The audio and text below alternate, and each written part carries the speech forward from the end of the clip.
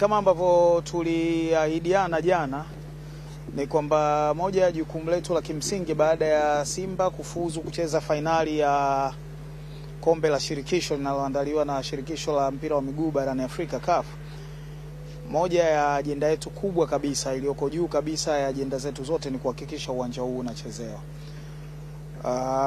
Nusu fainali zilikuwa mechi mbili dhidi ya Stellenbosch.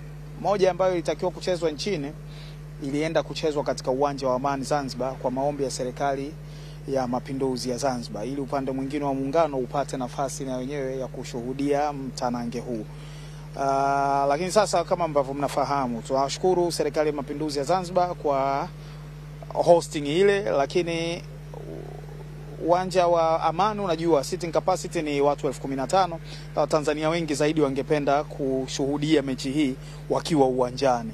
Kwa hiyo uwanja pekee ambao tunaweza kufanya shughuli hiyo na tuka accommodate wa Tanzania wengi zaidi ni uwanja wa Benjamin Mkapa maarufu kama Lupaso.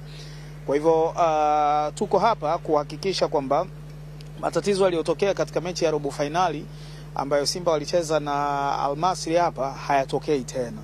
Na toka wakati ule, baada ya mechi ile, tuliufunga uwanja kujaribu kurekebisha pitch kwenye maeneo kadhaa ambayo yalionekana na mushkeli, lakini kuhakikisha kwamba hata mvua ikinyesha siku 3 mfululizo haitusumbui. Kwa hiyo bado marekebisho hayajakamilika, na mimi nimekuja hapa kuhakikisha kwamba tunasukumana kuona kwamba marekebisho haya yanakamilika ndani ya muda, na CAF atakapokuja kufanya ukaguzi wa mwisho kwa ajili ya matayarisho ya mechi ya fainali dhidi ya Berkane, uwanja huu uwe tayari. Ndio kitu ambacho tumekuja kukifanya hapa.